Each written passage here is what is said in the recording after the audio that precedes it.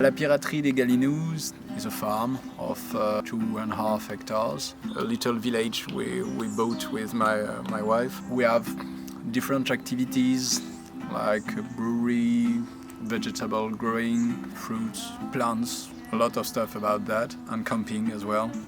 And so the idea is to have like complementary activities and that integrates well in the ecosystem, the Bergerac city and the vineyards around, the social ecosystem as well, being integrated in the social environment, what people need, what could they do here.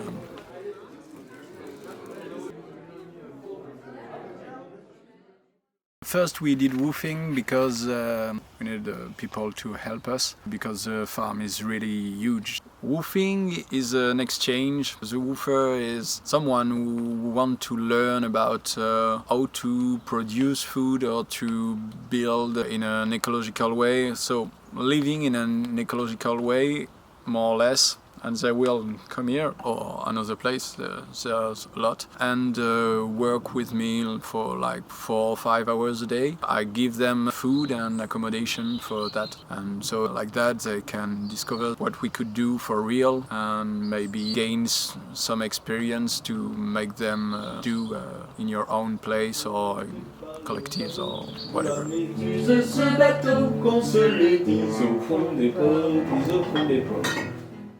Then we make the camping and that works well. People really are greeting us for the camping and we try to integrate people in a permaculture environment to make them discover it and maybe take something when they get home. For me, permaculture is the ethic. It's to care about humans, nature and to share wellness. So once you're doing that, you're more or less doing permaculture. What interests me first in permaculture, it's a tool to minimize the energy you give in a system and trying to make systems who need really few energy who are really resilient. Often, so when I do something, I try to think about the principle of that in order not to doing stuff who are useless. I like really Fukuoka, philosophical father of permaculture, and every day I say, what could I not do today? What are the stuff I'm doing and that are useless? So trying to be more and more simple but keep the efficiency nevertheless. The process of creation in the farm is quite organic.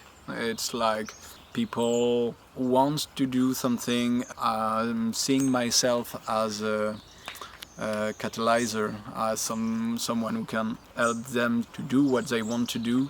It's not really planned. Permaculture, we have design that helps plan everything from the beginning, but it's so big and so collective that it's easier not to organize so much and to let the stuff do. So for example, the cabin was built by 3 architects.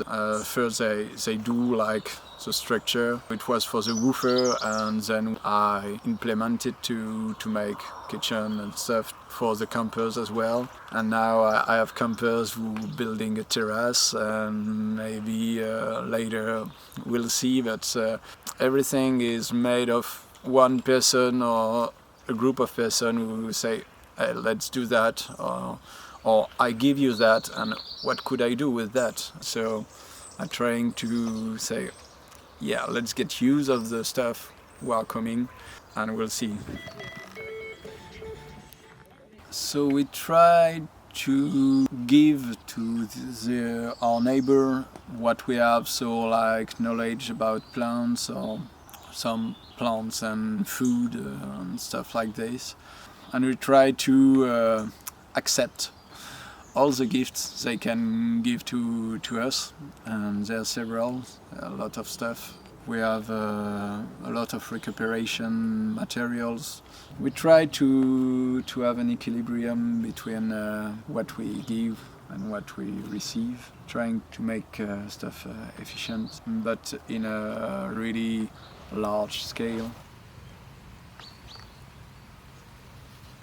My life didn't change when the pandemic came, because I were building, planting, growing, and so yeah, for me it was the same.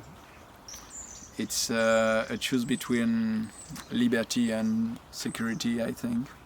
And the problem is that we don't choose, because governments are choosing for us. I try to fight for democracy and define myself as ecologist and democratic fighter.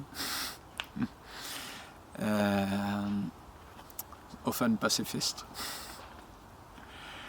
I think if we experience collaboration in a small local place, we want to have that on a bigger scale. So it's what I try to propose, ways to do democratically, ways to cooperate with nature or with other humans. And permaculture gives that as well. There's a lot of tools.